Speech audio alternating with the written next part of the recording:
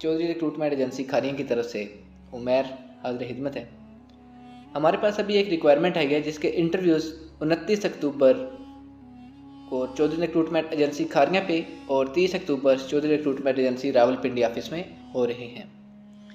इस कंपनी के लिए पहले मैं आपको कंपनी के अकॉर्डिंग थोड़ा सा बता दूं। कंपनी हिदमा फैसिलिटी मैनेजमेंट, एक बहुत well known company Abu Dhabi के लिए, जो कि काफ़ी अरसा से अबू धाबी में काम कर रही है। फैसिलिटी मैनेजमेंट के इनके तमाम शोबाजात में इनके कंट्रैक्ट्स हैं जो कि मुख्तलिफ़ कंपनीज़ को मुख्तलिफ़ सहूलियात फ़राहम कर रहे हैं।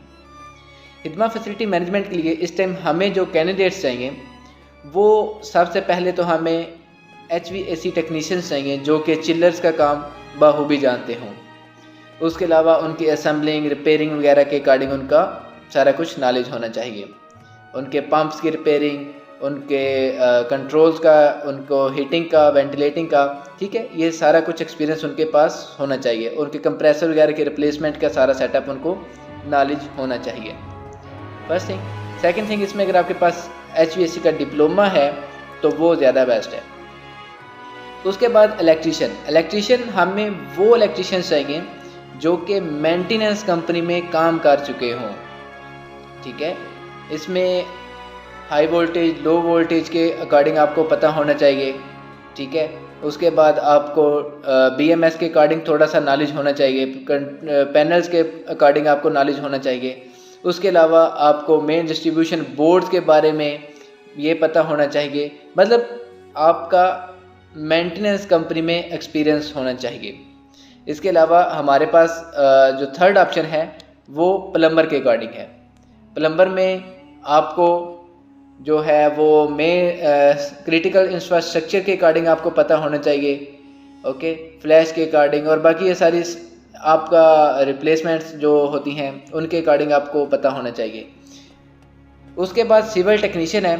सिविल टेक्नीशियन में आपको मैसन, उसके बाद आपको कारपेंटर का थोड़ा सा पता होना चाहिए, मैसन का पता होना चाहिए। उसके साथ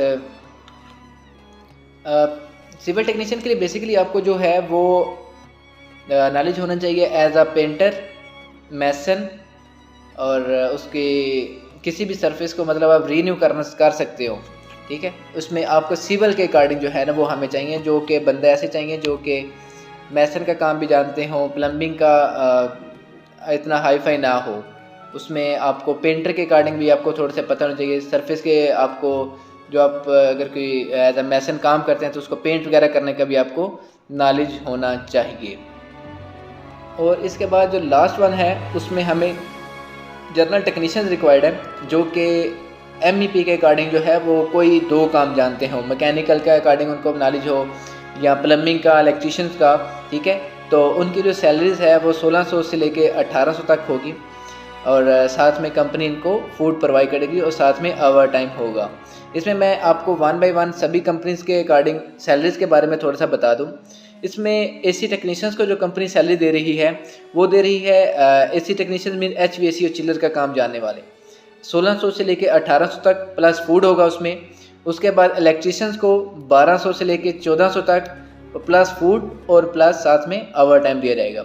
एज इट इज़ प्लम्बर के लिए है, प्लम्बर को कंपनी 1100 से लेके 1300 तक सैलरी देगी और साथ में फूड अलाउंस दिया जाएगा और साथ में ओवर टाइम होगा। सिविल टेक्नीशियंस के लिए जो है वो 1200 से लेके 1400 तक वो होगा, साथ में फूड होगा और साथ में ओवर टाइम कंपनी प्रोवाइड करेगी। जनरल टेक्नीशियंस के लिए जो है वो कंपनी 1800 तक सैलरी दे सकती है आपको। It's depend on you. अगर आपकी सैलरी थोड़ी, आपका एक्सपीरियंस बहुत ही ज़्यादा अच्छा है तो मे भी सम नेगोशिएबल्स हो सके इसमें। इसके इंटरव्यूज़ ऑलरेडी मैं आपको बता चुका हूँ। 29 अक्टूबर को चौधरी रिक्रूटमेंट एजेंसी खारियां में और 30 अक्टूबर को चौधरी रिक्रूटमेंट एजेंसी रावलपिंडी में होंगे। बाकी इसके साथ मज़ीद आने वाली रिक्वायरमेंट्स के अकॉर्डिंग नॉलेज में रहने के लिए, आगाह रहने के लिए आप हमारे YouTube चैनल को सब्सक्राइब करें और मज़ीद आपको अपडेट बता दी जाएंगी।